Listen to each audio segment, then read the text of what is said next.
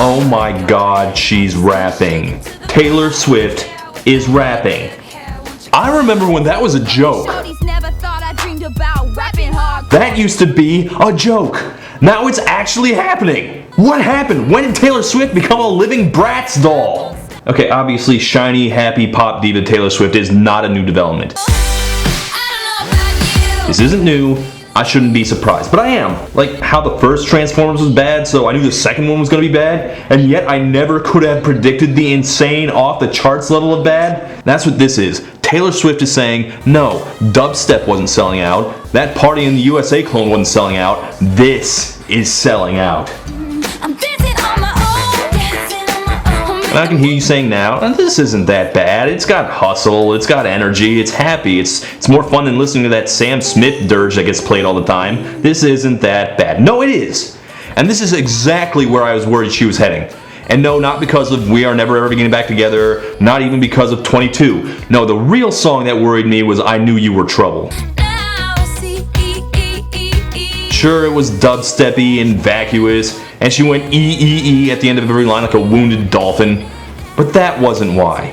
It was because it was the first Taylor Swift song I ever heard that could have been performed by anybody. Katy Perry could do it. Selena Gomez could do it. If Glee did a cover of it, it would be exactly the same. Think about that. And that's what really bothers me about Taylor's increasing Ariana Grandization.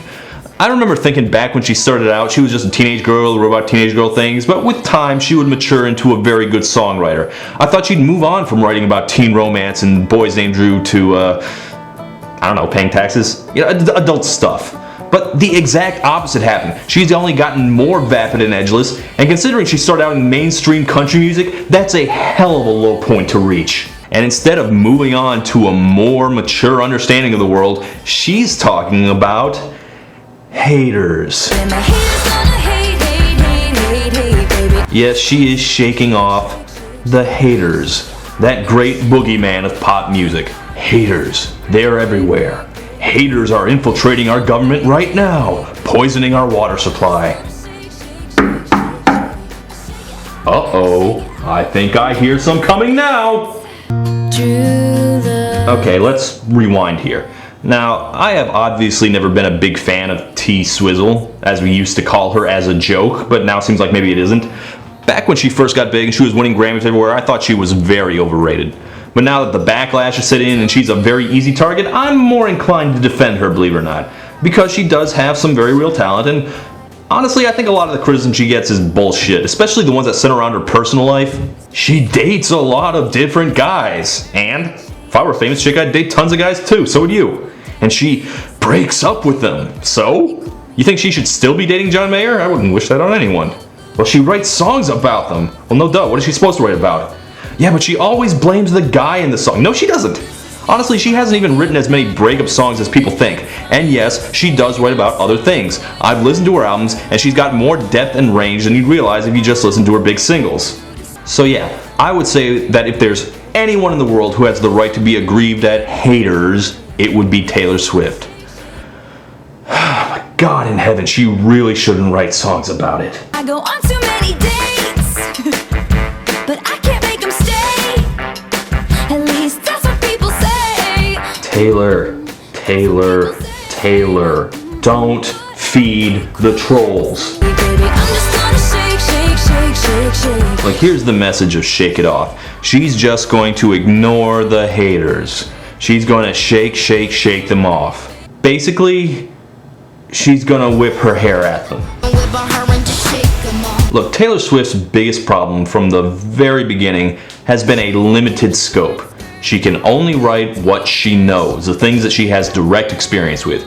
You lock her in a room, she'll write songs about her lamp. So she wrote about very mundane teen girl stuff, but she wrote it pretty well. At the very least, it spoke to people. Teen girls usually only get like Miley or Demi Lovato or whoever, but Taylor's stuff was real. Teardrops on My Guitar was for any girl who'd ever had a crush. You Belong With Me was for any girl who had a crush and an unexamined jealous streak.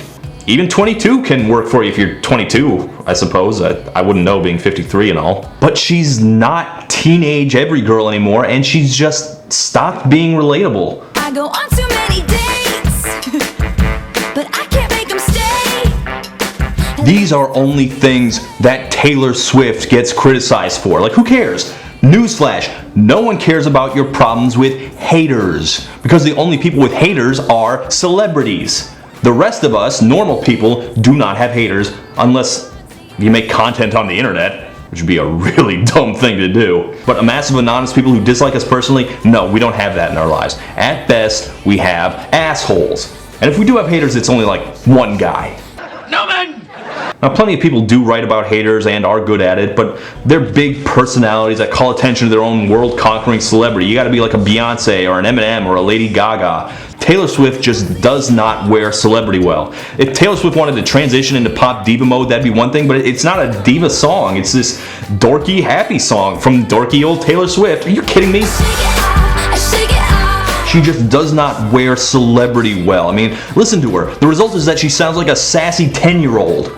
Matter of fact, I stay out too late. I go on too many dates. That's what people say. seriously, the haters say you go on too many dates and stay out too late? But I can't. Are these haters your parents? I don't do my homework. I tease my little sister too much. Look, Taylor Swift's best asset is that she's got a good ear for details. That's what most country artists used to be good at before country music became an unending string of it's summer, parties, drinking, girls have legs. You remember what she was like, right? You know, best friends named Abigail, whiny ex listening to shitty indie rock. It was very evocative and specific. But now she writes, But I keep cruising. Can't stop, won't stop moving. can't stop, won't stop moving. Players gonna play, play, play. Players gonna play, haters gonna hate? You wanna just throw in a YOLO while you're at it? Seriously, is Pitbull gonna be in this? If not, why not? It's not like he's gonna make it any worse. Okay, yes, he is going to make it worse, but still. I'm lightning on my feet, and that's what they don't see. And the second verse may honestly be even worse than the first. Where the first verse was all way too specific, this one is all way too vague. Make the moves up as I go. Moves up as I go. All Katy Perry platitudes about how she brushes off everything because she's just so awesome. Yeah, this makes me feel like a chump for defending her. Oh, she's so stuck up. She thinks she's so cool. How dare you? Taylor Swift is a nice girl, and you're projecting all sorts of mean things on her because you're just jealous. She is down to earth and relatable, and she does not think she's perfect and never makes a mistake. Never miss a beat. I'm lightning on my feet. Never mind. And the song fails in one other big way. I do not believe it for a second. Like I got this music in my mind saying it's gonna be alright. Oh, she doesn't care about the critics? She hears music in her head and she dances around like she just doesn't care. She's just gonna shake, shake, shake. Ahem. Bullshit! She is trying way too hard. And the fakers gonna fake, fake, fake, fake, fake. Yeah, fakers are gonna fake, Taylor. I hope you're singing that to a mirror. Make the moves up as I go. Making it up as you go. This is the most transparently calculated pose I've ever seen. Apple products get less focus group than this. Real talk. Taylor Swift is the thinnest skinned celebrity alive. All you are is mean and a liar and pathetic. She cannot take criticism. She gets worse at taking criticism than Eminem, Lindsay Lohan, and Kim Jong-un combined. You could give her the mildest critique and she'll dedicate 10 pages in her burn book to you. Watch. Taylor Swift, you love your fans too much. Now, you don't have to know that she's already responded to critics several times or that she can't take the slightest joke about herself. All you have to do is listen to the song. I stay out too late. If you are so bothered by someone saying you stay out too late that you have to write a response, you have officially failed to shake it off. Now, if this was all I had to say about this song, I'd conclude that it was unconvincing and kind of lame.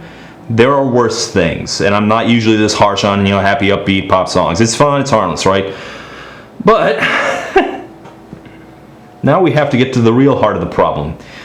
Because they're selling out, and then they're selling out. And oh, Jesus.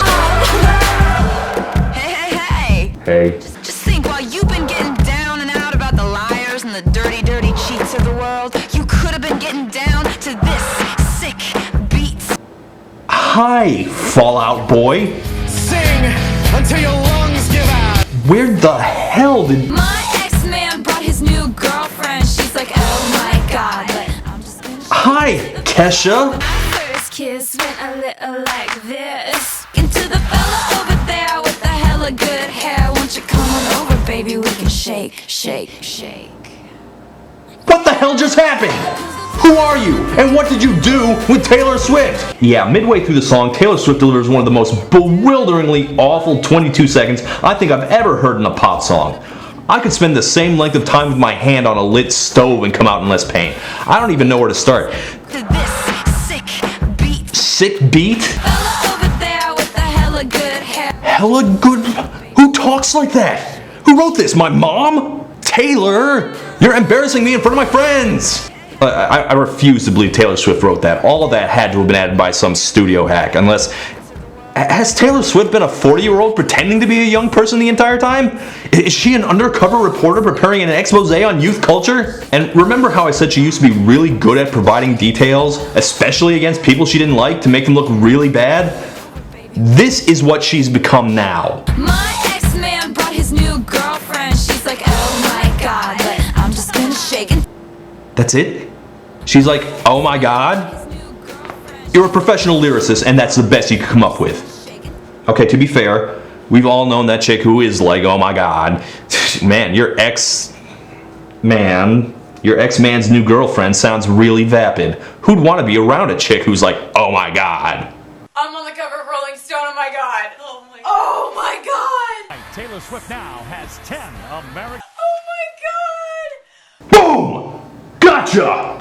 This is the most flailing and desperate thing she could have released. This is the exact same career arc that happened to Avril Lavigne, who started out as a genuine, unpolished teenage girl whose music spoke to teenagers, then hit her 20s, had no idea how to age artistically, and now spends her time doing this. come tonight, so we can roll around, have a pillow fight like a major rager, OMFJ. Can Taylor Swift be far behind?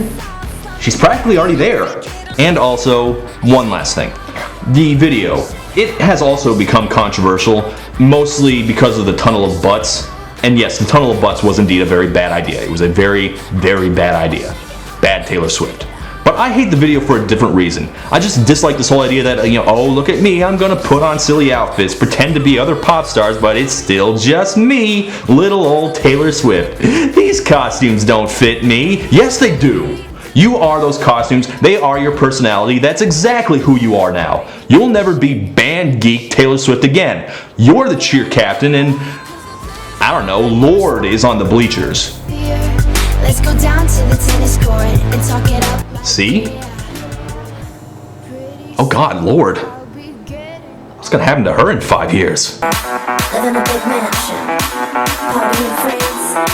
You better work with. Pop music ruins everything.